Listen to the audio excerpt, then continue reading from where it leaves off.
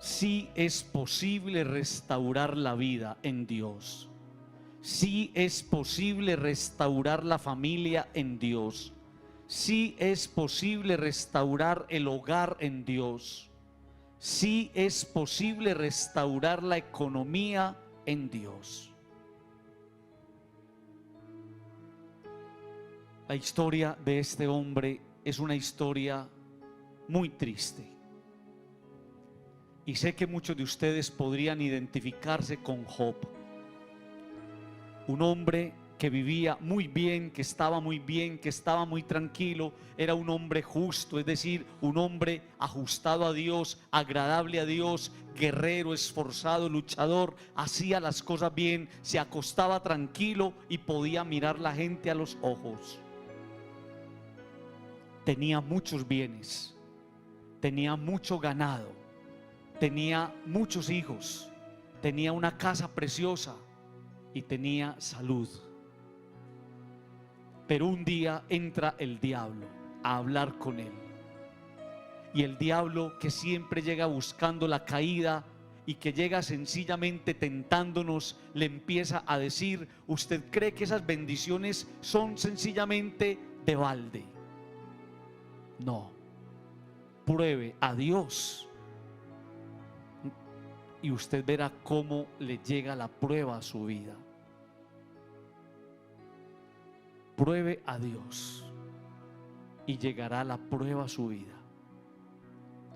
Y empieza el diablo a tentar, y empiezan a morirse los ganados, y empiezan a acercarse los cultivos, y se incendia la casa de Job, y se le empiezan a morir todos los hijos, y empieza él a padecer una lepra.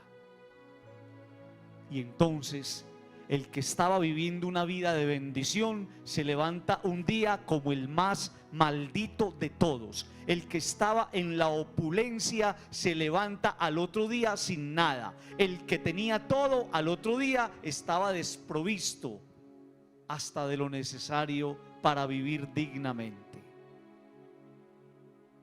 Entonces uno podría pensar que la historia de este hombre podría ser el reflejo de la vida de muchos de nosotros, que también hemos sido sacudidos, zarandeados, historias familiares, historias matrimoniales, historias con sus hijos, donde usted cree que ya no hay nada que hacer. ¿Qué hacer en la vida de un hombre que lo perdió todo? Se le murieron los hijos, tiene lepra, está con las manos vacías, mirando al cielo y diciendo: desnudo salí del vientre de mi madre, desnudo volveré a él. El Señor me lo dio, el Señor me lo quitó, bendito sea el nombre del Señor. Yo, ¿por qué no me morí cuando me iban a tener? A mí, ¿por qué no me abortaron?, decía él. Entonces pónganse a pensar ustedes el dolor, la desgracia tan grande que está viviendo este hombre cuando ha perdido la alegría, las motivaciones y ha perdido la paz. Es Cuaresma. Padre, ¿y qué es la Cuaresma? Es la invitación del Señor a ser testigos de la restauración de la propia vida. Muchos de ustedes, si yo los parara aquí, me podrían decir: Padre, yo viví esto y Dios me restauró la vida. Yo viví esto y Dios me devolvió a mis hijos. Yo viví esto y Dios me salvó el matrimonio. Yo viví esto, Padre, y Dios restauró mi economía y mis finanzas. Entonces alguno de ustedes me podría decir: Padre, ¿qué hago? Y yo le propongo en el nombre del Señor, en medio de sus caídas, de su tristeza y de sentirse como Job, yo le propongo que empiece a trabajar. Es que es tu vida, es tu historia, es tu tragedia personal, son tus anhelos, son tus dolores y tus angustias. Y usted me dice: Padre, ¿y en qué trabajo? Y yo le voy a pedir que trabaje en su vida, que está hecha pedazos. La vida de Job era una vida hecha pedazos, tan bendecido y tan maldecido, tan bueno y al mismo tiempo tan abandonado, tan reconocido y al mismo tiempo tan olvidado. Vamos a trabajar en nosotros, que muchos estamos hechos pedazos. Vamos entonces a darle una mirada a ese texto que acabamos de leer. Dice el texto que después Yahvé restauró la situación de Job. ¿Cómo así, Padre? Dios cogió esa vida destruida y vuelta a nada de ese hombre y la restauró. Dice la palabra, después Yahvé restauró la situación de Job. Padre, ¿cómo así? O sea que es verdad que Dios restaura. Claro, claro. Y miren esto, la historia de Job es una historia probada, porque a este hombre le ha tocado pasar por el fuego, por la candela, por el crisol. Es una historia probada, como la suya. Cuando usted siente que no es capaz de más, cuando usted siente que se va a morir, cuando usted siente que eso solamente le está pasando a usted, le pasó a Job. Una historia que pensaría uno no tiene arreglo. No tiene arreglo. ¿Quién va a arreglar eso, hombre? ¿Quién lo va a arreglar? Un hombre que lo perdió todo, incluso estaba perdiendo hasta su propia vida cuando se le caía la piel a pedazos. Y miren lo que dice ahí. Dios, ahí, en ese hombre despedazado, Dios hace su obra. Pilas con esto que le voy a decir. Cuando la vida se vive en Dios, siempre hay un feliz después. Después Yahvé restauró la situación de Job. Por eso a mí me preocupa tanto la gente que se suelta de la mano de Dios. Por eso a mí me preocupa tanto la gente que le da vacaciones al Señor. Por eso a mí me preocupa tanto la gente que tiene esas brechas espirituales. No. Dios puede hacer posible un feliz después, como ese feliz después en la vida de este hombre. Mire lo que dice la palabra. Al paso que él intercedía en favor de sus amigos. Qué cosa tan linda. Yahvé restauró la situación de Job, y mientras le iba restaurando la vida, dice la palabra que él, Job, iba orando por sus amigos. Es que cuando está viviendo su desgracia, aparecen tres amigos que empiezan a instarlo a que reniegue de Dios, a que se levante de Dios, y con sorna se burlan de él. Pero miren lo que sucede.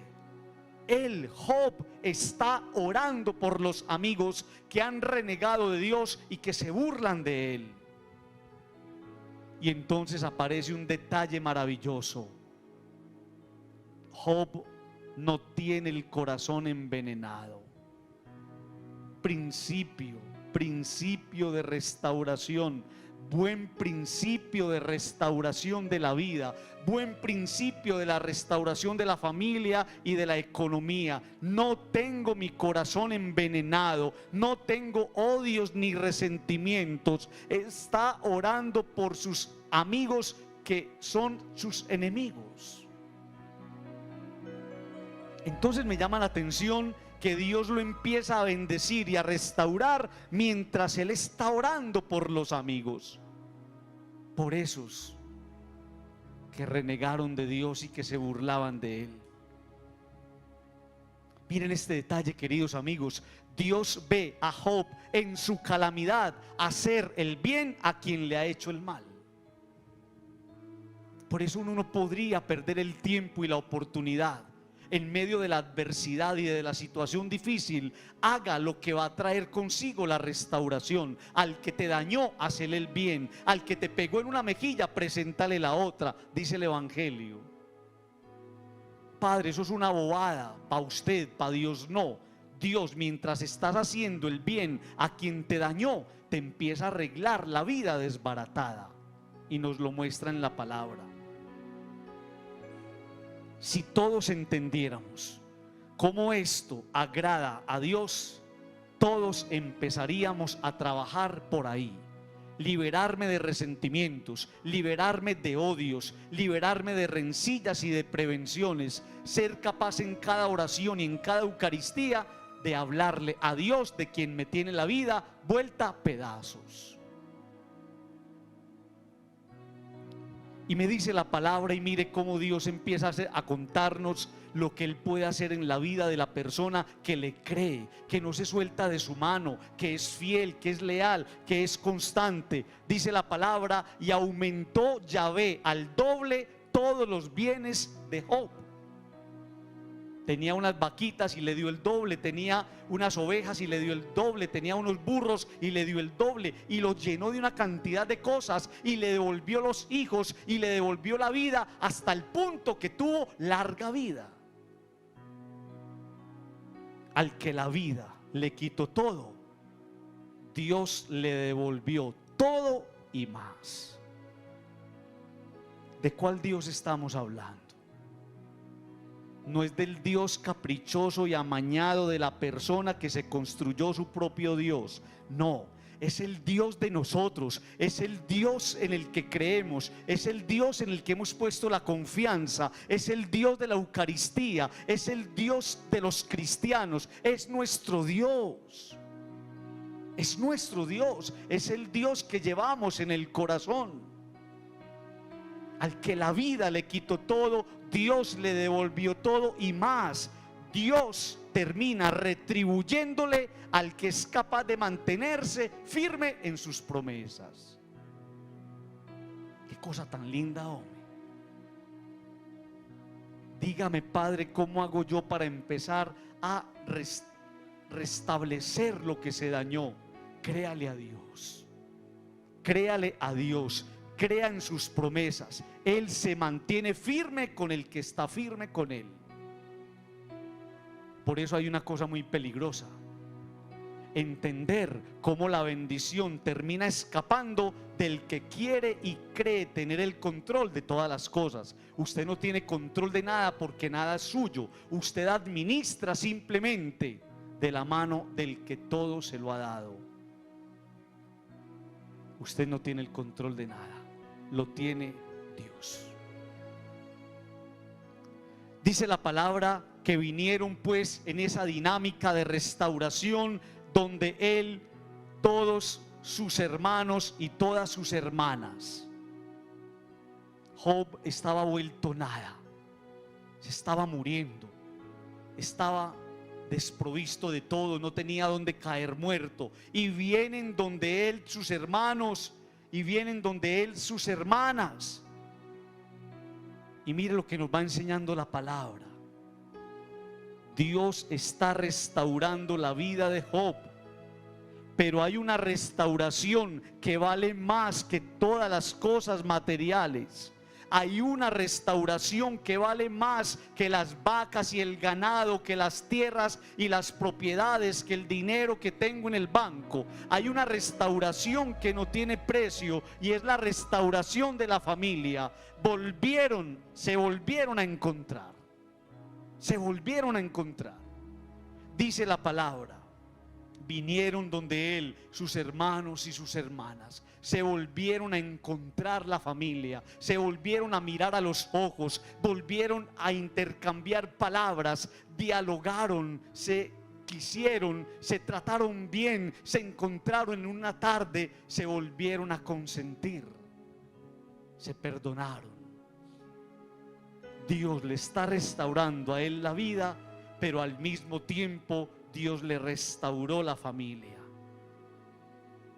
Miren esto, queridos amigos, que en la vida se pierda todo, pero que no se pongan nunca en riesgo los valores del hogar. Eso es lo más importante. Hay personas todavía desenfocadas que le meten toda la fuerza a una herencia, a un pedazo de tierra, a un dinero. No.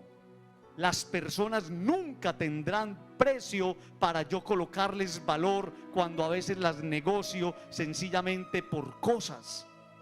Que se pierda todo, lo que sea, pero que no se pongan en riesgo los valores del hogar. Y van entendiendo ustedes cómo restaura Dios la familia, cómo restaura Dios la economía, cómo restaura Dios la vida, cuando te ve a vos centrado en lo esencial. Dice la palabra que le compadecieron y le consolaron por todo el infortunio que Yahvé había traído sobre él. Miren, amigos, esto: a la vida de la otra persona, especialmente de la familia, se llega uno para hacerle el bien. Llegaron, lo consolaron, lo abrazaron, le dijeron estamos contigo, lo miraron con compasión, lo trataron con cariño, no se burlaron de él, no le hicieron muchas preguntas, no lo intimidaron, estuvieron con él.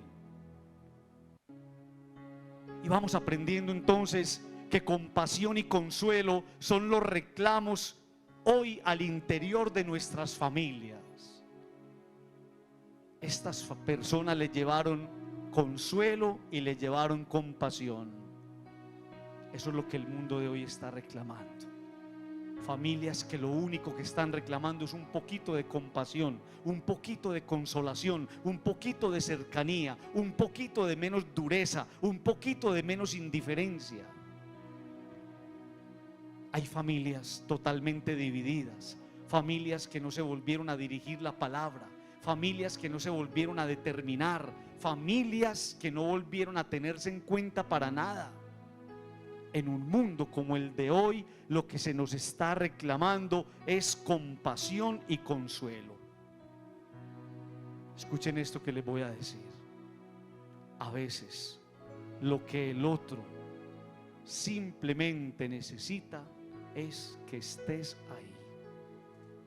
Puede que no llegues con nada, puede que llegues con las manos vacías, pero a veces lo que el otro me está reclamando es que me está doliendo la vida, el alma y el corazón, y fuiste capaz de estar ahí cuando yo más te necesitaba. Miren qué cosa tan bella en este texto. Dice la palabra que cada uno de ellos se acercó y le hizo el obsequio de una moneda de plata y un anillo de oro. Cada uno de ellos le entregó una moneda de plata y un anillo de oro. Y entonces me va enseñando la palabra en esas relaciones con los amigos, con la familia, en mis relaciones sociales, que yo estoy llamado a contribuir en la superación del problema y a ser parte de la solución. A nosotros a veces se nos olvida la solidaridad. A nosotros a veces se nos olvida estar ahí cuando la persona está en las malas, pero somos muy buenos para estar en las buenas. Llamados a contribuir en la superación del problema. Está muy triste, lo acaba de perder todo, no tiene nada, le vamos a llevar regalitos, lo vamos a acompañar, y llegaron llenos de regalos. Miren esto tan especial, como en la necesidad Dios pone al lado personas que le devuelven a uno la esperanza. Yo le aseguro a usted que en sus luchas, en sus pruebas, en sus carencias, no ha faltado alguien en nombre de Dios que le recordó a usted que valía la pena seguir luchando y seguir esperando. Alguien le tendió la mano en algún momento y le dijo: vas a salir de esta. Y fue tan especial y oportuna la presencia de esa persona que aún hoy lo recuerdas con gratitud. Una moneda y un anillo. Una moneda para el que pagó en su propia carne. Oigan eso. Una moneda porque acabas de pagar con tu propia carne, con tus dolores, con tus despojos. Y un anillo para el que se mantuvo fiel. Un anillo para el que no se rindió. Esos detalles tienen un significado maravilloso. Una moneda porque pagaste con tu propia vida, y un anillo porque fuiste fiel hasta el final. Me dice la palabra que Yahvé bendijo la nueva situación de Job más aún que la antigua. Eso es maravilloso escucharlo. ¿Por qué? Porque todos como Job tenemos situaciones que resolver. Entonces se me abre un camino de esperanza y de motivación. Dios es capaz de coger este muerto y resucitarlo, volverlo a la vida. Muchas veces, y nunca se le olvide por favor esto, muchas veces las pruebas son el alistamiento para algo mejor que viene en camino. Mire lo que Dios le está diciendo a usted, que reniega tanto cuando algo no le sale bien. Las pruebas muchas veces son el desacomodo de Dios, el alistamiento de Dios para algo mejor que viene. Pero vale la pena caer en la cuenta que esas cosas no pasan solamente en la línea de lo material, sucede también en todos los frentes de la vida. No es la multiplicación de Dios en mis bienes, es también la multiplicación de Dios en las cosas internas de tu vida. Dios multiplica la bondad cuando estuvo escasa. Dios multiplica la esperanza cuando la perdiste. Dios multiplica tus fuerzas cuando estuviste arrastrado y llevado. Dios multiplica tus motivaciones cuando creíste que no eras capaz. No es la multiplicación solamente de lo material, es la multiplicación de tus dones, de tu vida interior, de tus alegrías, de tus esperanzas. Por eso, pilas con lo que voy a decir, porque todos ustedes podrían estar diciendo: Padre, yo estoy viviendo lo de Job, o he vivido lo de Job. Padre, yo quiero esa restauración de mi vida. Y entonces tienes que entender esto, que a veces lo único que necesitamos para la bendición es probar un poco de cruz. No le saque el cuerpo a la cruz. Cuando la vida nos está tallando y cuando sentimos que la cruz nos va magullando las espaldas y el alma, es porque Dios nos está preparando para una gran bendición. A veces eso es lo único que necesitamos, probar un poco de cruz. Me dice la palabra que Dios lo empezó a bendecir con todo. Le regaló una cantidad de animales y le regaló unas hijas preciosas. Unas hijas preciosas, 7 hijos, 3 hijas. Y miren esto, cuando recibe ese regalo después de haber perdido sus hijos porque se empezaron a morir, les puso nombre. A una la puso Paloma, a otra la puso Acacia y a otra la puso Frasco de perfumes. Que pongan una hija de ustedes así: venga para acá, Acacia, o Frasco de perfumes. Miren esto, amigos, que les voy a contar, porque es que Dios es maravilloso. Dios es maravilloso. Al que había perdido la paz, le regaló una paloma. Al que había pasado por el calor de la prueba, lo puso bajo la sombra de una acacia. Y al que en algún momento olía a desesperación, le regaló ¿qué? Un frasco de perfume. Es que así trabaja Dios. ¿No les parece muy hermoso eso? Dios no se guarda nada. Por eso lo peor que le puede pasar a una persona es romper esa dinámica misteriosa de Dios. Padre, ¿cuál es la dinámica misteriosa de Dios? La bendición y la prueba que te vuelve a llevar a la bendición. Bendición y prueba que te vuelve a llevar a la bendición. Dice la palabra: su padre les dio parte en la herencia entre sus hermanos. Esto es una cosa muy especial, porque el que en algún momento no tenía nada, llegó a tener hasta para dar herencia. Así es Dios. el que no tenía nada llegó a tener hasta para repartir herencia. Pero saben ustedes una cosa, la herencia más grande no fue material. La herencia más grande no fue dinero, tierras y animales. La herencia que Job le dejó a sus hermanos y a sus hijos fue el testimonio de cómo se asumen las pruebas y las dificultades. ¿A usted no les parece precioso eso? Hay papás sufriendo que le van a dejar a sus hijos y seguramente le van a dejar mucha platica. Pero lo más grande son los valores que ustedes le sembraron en el corazón. Lo más grande es el respeto, lo más grande es el temor de Dios, lo más grande es la lucha en la vida en medio de las dificultades, lo más grande es aprender a no hacerle daño a nadie y no rendirse. Y esa herencia no tiene precio. Dice el texto que después Job murió anciano y colmado de días. Qué cosa tan maravillosa. Muere feliz, sabiendo que había cumplido bien su misión. Feliz porque cumplió su misión.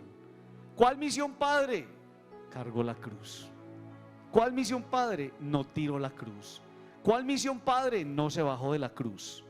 Se va al encuentro del Señor, donde no habrá llanto, el que lloró sangre en su dolor. Se va para el cielo, donde ya no habrá llanto ni dolor, porque aquí derramó todas sus lágrimas. Se va para el cielo, donde va a gozar de las bienaventuranzas. Bienaventurados los que sufren, porque en el cielo tendrán su recompensa. Si usted se parece a Job, siéntase muy feliz, porque en el cielo Dios le tiene algo muy grande preparado. Cierre sus ojos.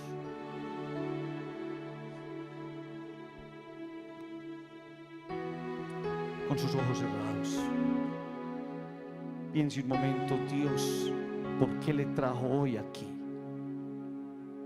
Estás atravesando por alguna prueba, tienes alguna necesidad, tienes alguna impotencia, te está doliendo la vida y el alma, cometiste un error grande, le causaste dolor a alguna persona. ¿Por qué estás aquí?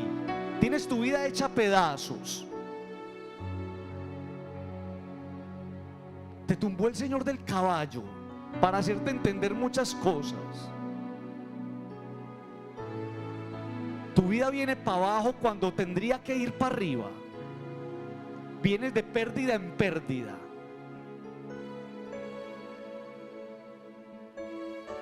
Dios te trae acá para decirte que Él lo puede hacer, pero no lo puede hacer sin ti.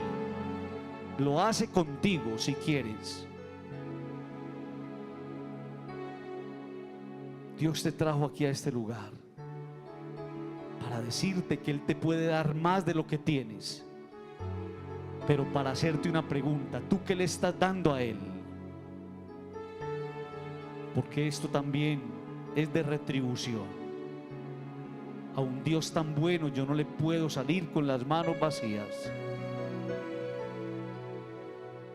Señor Jesús, me siento feliz de estar acá, porque había perdido la esperanza en mi salud. Me han diagnosticado una enfermedad que no tiene cura. Había perdido la esperanza en mi matrimonio, que está más perdido que salvado.